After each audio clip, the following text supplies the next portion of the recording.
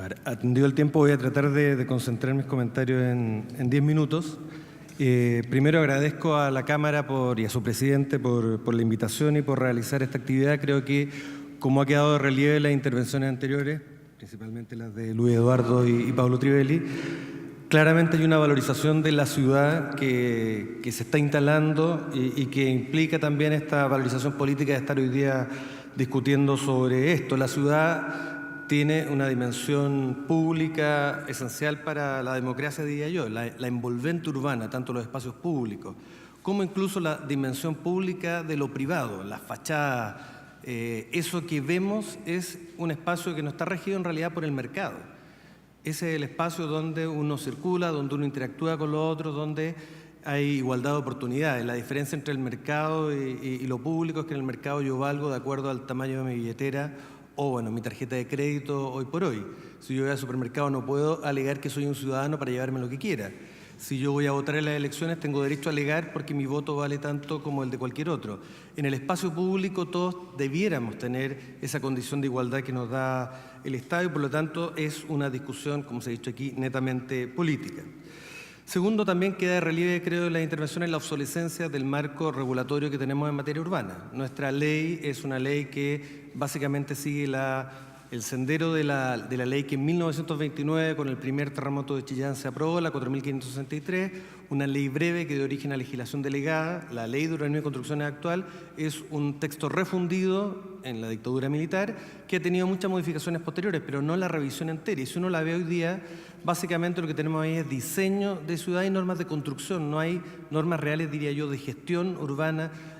Hay un capítulo de renovación, por ejemplo, que no sirve para nada.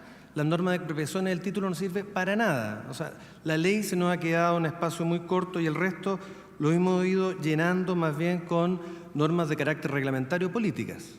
Hay que reconocer que la política del 79 que liberalizó fue una política que planteó que el límite urbano era el problema, que había que dejar que la ciudad creciera y que se implementó rápidamente ampliando los límites urbanos de las principales ciudades, en el caso de Santiago de 30.000 a 90.000 hectáreas. Posteriormente, el 94 tuvimos un cambio. Tuvimos una política, el 85, de desarrollo urbano distinto, una política que apuntaba a fortalecer más bien la idea del bien común, pero que la verdad no tuvo ninguna consecuencia operativa práctica. El 94 se contrae la mancha urbana en el caso de Santiago y no obstante la política de concesiones de obras públicas marca la expansión al norte que finalmente 3 años después, en el 97, nos lleva al plan de Chacabuco, que en el fondo vuelve a hacer crecer esa mancha urbana.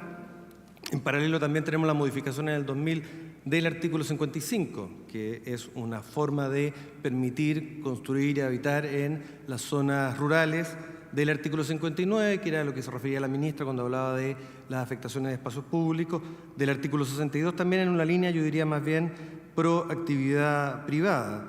Y en general lo que hemos tenido es también un uso de la ordenanza muy fuerte en materia de tratar de rellenar estos parches o estos vacíos que nos deja la ley, con no buenos resultados. Por ejemplo, el sistema de evaluación de impacto sobre el transporte público, los EISTU, la verdad es que son un parche para tratar de hacer que los proyectos privados se hagan cargo de las externalidades, que el Tribunal Constitucional consideró inconstitucional en el año 2003 y han pasado 11 años y seguimos funcionando con un sistema que en realidad no vale, con una información empírica sobre él bastante baja y donde no estamos hablando de capturar plusvalías, estamos hablando simplemente de mitigar externalidades o todo lo que ha sido la planificación condicionada, que no está en la ley y que sin embargo desde el caso de Chacabuco se ha implementado con problemas claros respecto de cómo se pueden hacer exigibles las cosas que ahí se plantean.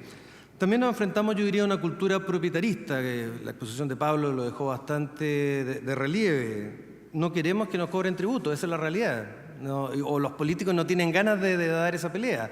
Tanto en lo tributario, la reforma tributaria es clarísima, el tema de las contribuciones creo que se puso con toda la fuerza que uno podría tener. Y es cierto que la Política Nacional de Desarrollo Urbano apunta a que debería capturarse el valor, la plusvalía, como dice Pablo, que tiene que ver con las acciones del Estado. Pero sin embargo, cuando uno ve las bajadas, no hay ninguna bajada concreta que apunte a eso. Las exigencias que plantea la Política Nacional de Desarrollo Urbano solamente tienen que ver con mitigar externalidades, pero no con capturar plusvalías, pese a que en el encabezado de la parte de desarrollo económico lo coloca, algo contrario efectivamente a muchos ordenamientos comparados.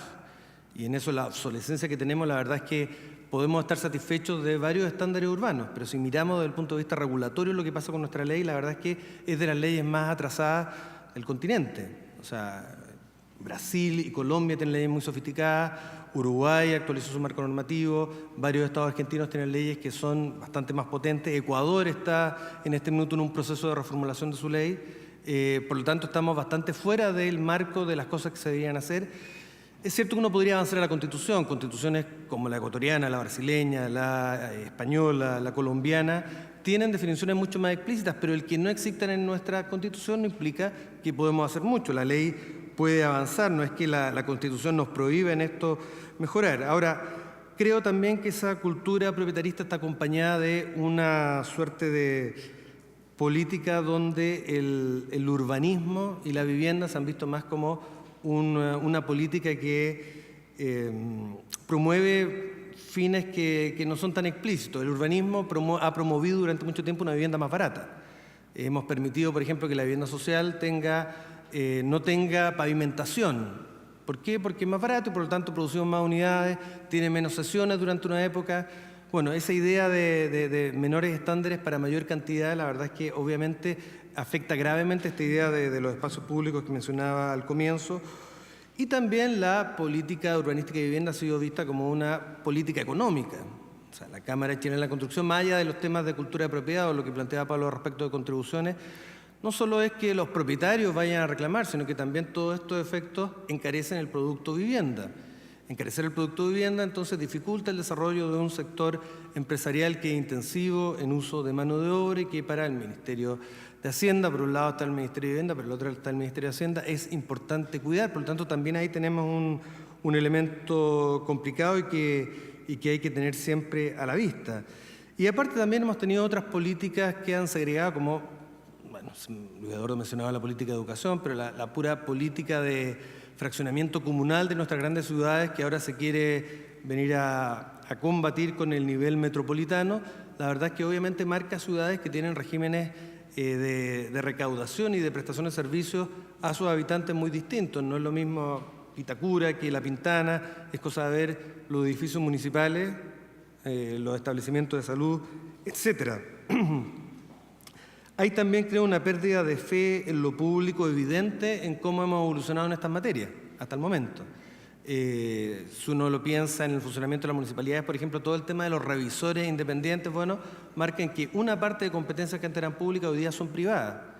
Yo no tengo claro de que se esté ganando tanto respecto a eso, de que podamos decir que efectivamente ahora el sistema funciona mejor, porque se hizo para agilizar el otorgamiento de los permisos de edificación. ¿Por qué? Porque en definitiva eso también contribuye a este sector económico que comentaba, pero también lo hemos tenido en toda la política de vivienda social, y en eso claramente el factor Copeva del año 97 marca un punto de inflexión muy fuerte. Hoy día ya el Ministerio apenas licita y construye, más bien tenemos una red de intermediarios privados de los que prestan asistencia técnica, la entidad patrocinante. Hoy día hay un punto de inflexión con una glosa presupuestaria que está dándole atribuciones fuertes al Ministerio en recuperar esa capacidad constructora, pero si esto ha ocurrido, creo yo, es porque también desde el mundo político se perdió un poco la fe en que efectivamente el Estado tenía la capacidad de intervenir fuertemente en estos aspectos. Y también en esto de la privatización o la entrega privada, ojo que suena muy bien, pero desde el punto de vista de la eficiencia, insisto, y de la eficacia, hay que tener evaluaciones de cómo funciona, pero además desde el punto de vista de la responsabilidad, el Estado ha tenido que responder por acciones de estos privados. En los casos Copeva, precisamente, en los últimos 2 o 3 años ya la Corte Suprema ha condenado al Estado, y no en los casos en que el Estado contrató la construcción de las viviendas, sino que en los casos en que solamente otorgó subsidios. En casos como el programa PET, donde lo único que hacía el Estado era dar un subsidio, entonces el Estado decía, yo no soy parte de esta transacción, yo no tengo que ver con la constructora y los problemas que tuvo. Ella lo hizo, lo único que hizo fue aportar un voucher. Y la Corte Suprema ha dicho, mire, usted, el Estado, tiene que hacerse cargo de que el sistema funcione bien, porque usted fijó las reglas del juego. Y bueno, concretamente además, las bases del sistema hacían que los mínimos que había para construir eran los mínimos que entregaba el Estado. Por lo tanto, hay una especie de ilusión en esto de ir hacia el mundo privado con tanto interés. Y finalmente, y para cerrar, Pablo hablaba de que esta es una música de supermercado, la Política Nacional de Desarrollo Urbano, y yo diría que tiene razón. Comparto el juicio de que la única manera de articular a todos los actores era neutralizar puntos y, por tanto, dejar un mínimo común denominador que fuera muy amplio. Pero lo que hoy día se está haciendo, y que exponía Luis Eduardo Bresciani a propósito de la Comisión o el Consejo Nacional de Desarrollo Urbano, es asesorar a la presidenta. La presidenta, incluso, como él decía, ha pedido opciones explícitas. Este Consejo le va a entregar, en primer lugar, y lo va a seguir haciendo en el tiempo en otras materias, pero en primer lugar, sugerencias de la presidenta en materia de suelo e integración social. Y ahí empieza el mundo de la política, porque es el Ejecutivo el que va a tener que diseñar un proyecto de ley, el que va a tener que conversar con los parlamentarios, conversar con el mundo social, y ahí sí que hay que tener un ritmo. Ahí no puede ser esa música de supermercado. Por lo tanto, yo creo que también hay que valorar. Pablo valoraba el contenido del documento. Yo creo que efectivamente es un documento bastante completo y que permite discutir todos los temas que entran en discusión y permite hacer propuestas a través de esta comisión asesora. Pero lo que viene ahora es el espacio efectivamente de construir algo distinto, y ojalá que aprendamos estas lecciones y de los comentarios que han hecho quienes me han precedido, y que el mundo político también se interese de verdad en el tema. Porque la verdad es que cuando se deja que el Ejecutivo empiece a través de la ordenanza, incluso los planos reguladores, a estructurar herramientas, se va produciendo una especie de tecnificación que además puede fomentar la captura de los reguladores. El tener el espacio de lo político también permite que hagamos este debate como sociedad y podamos construir efectivamente un marco que permita tener ciudades mejores y recuperar ese valor público de la ciudad y esa idea de enfoque de derechos que debería presidir nuestro ordenamiento urbanístico. Eso es. Muchas gracias.